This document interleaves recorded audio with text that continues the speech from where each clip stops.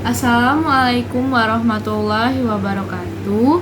Halo semuanya, balik lagi bersama Ibu Ria.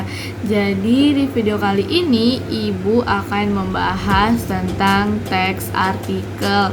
Nah, sebelum membahas lebih lanjut, marilah kita berdoa dengan kepercayaan masing-masing sebelum memulai pelajaran. Berdoa mulai. Berdoa selesai. Oke anak-anak, apa kabarnya hari ini? Alhamdulillah sehat semua ya. Jadi hari ini Ibu akan membahas tentang artikel dan kita juga akan membaca suatu artikel. Bagi yang punya buku tematik kelas 4 SD atau MI tema 8 Bumiku, buka bukunya halaman 29 dan 30 ya. Oke, kita lanjut saja. Di sini anak-anak udah pada tahu belum apa itu teks artikel? Oke, jadi akan Ibu beritahu ya. Teks artikel itu adalah esai atau uraian yang dijelaskan oleh seseorang dalam suatu majalah atau surat kabar atau koran. Jadi teks artikel itu dibuat berdasarkan fakta yang diteliti atau yang dibuat oleh seseorang. Nah, jadi kita akan membaca teks artikel yang ada pada halaman 30 yang berjudul Sekolah Anak Jalanan. Oh iya, sebelum itu anak-anak, teks artikel bisa kalian jumpai di koran, di majalah, atau di artikel-artikel web-web yang ada di Google ya anak-anak, atau yang ada di internet. Sekarang kan sudah banyak aplikasi yang mengupload atau mengunggah artikel-artikel yang membahas tentang apa yang sedang terjadi di negeri kita ini atau di dunia ini. Oke, mari kita baca ya. Sekolah Anak Jalanan dari republika.co.id. Usia mereka boleh jadi tidak lebih dari 10 tahun. Namun kulit mereka telah melegam terpanggang. Telapak kaki mereka mengeras dan terkelupas.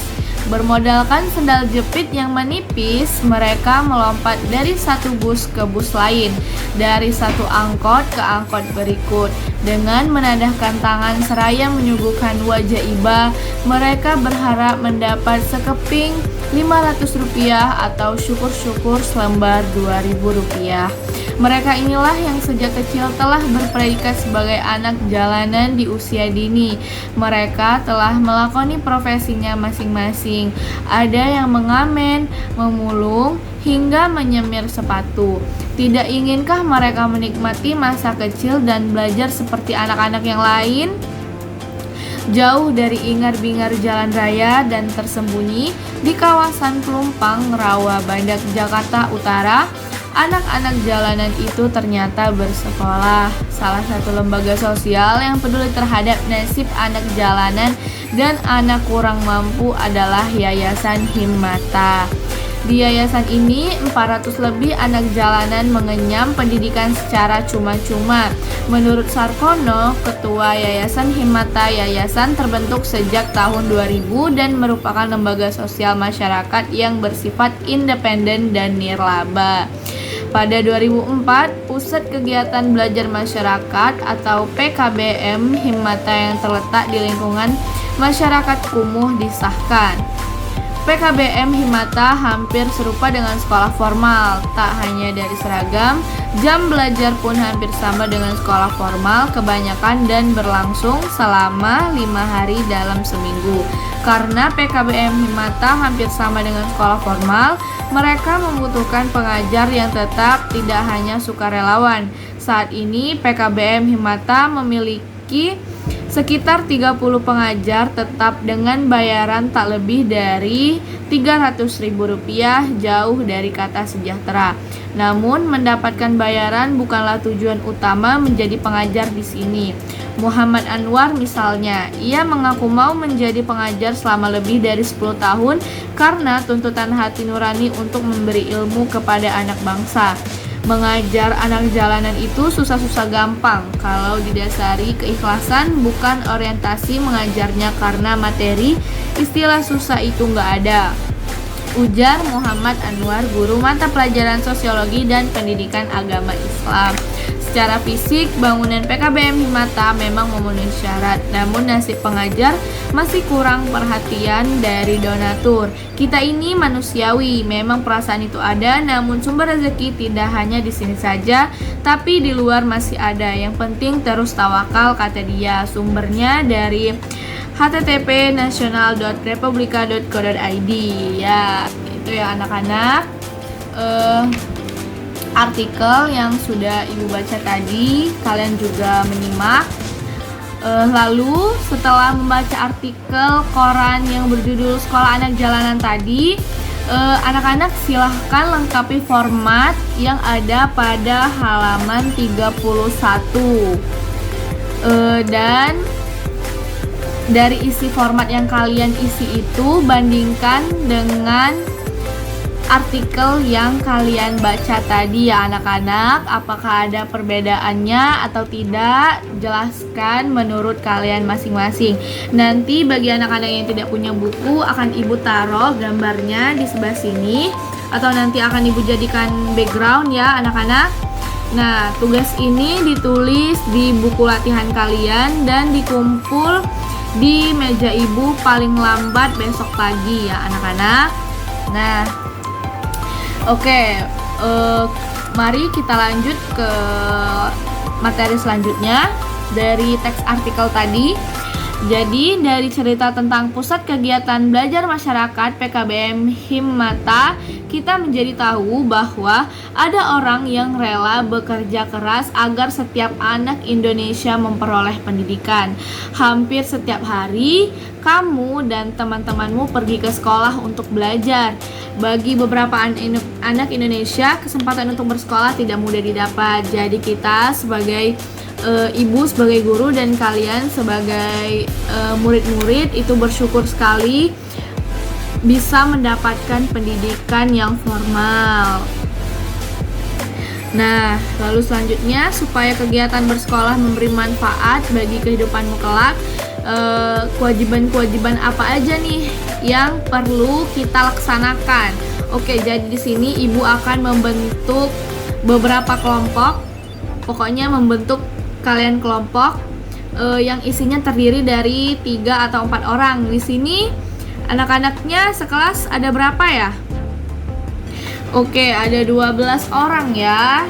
Akan Ibu bagi jadi 4 kelompok yang masing-masing terdiri dari 3 orang. Nanti kelompoknya akan Ibu bagi dan Ibu share ke WA group ya anak-anak. Nah, di sini tugasnya kalian berdiskusi kepada teman kelompok dan kalian tulis dengan kreatif seperti bentuk format yang ada di halaman 32, akan Ibu taruh di sini juga.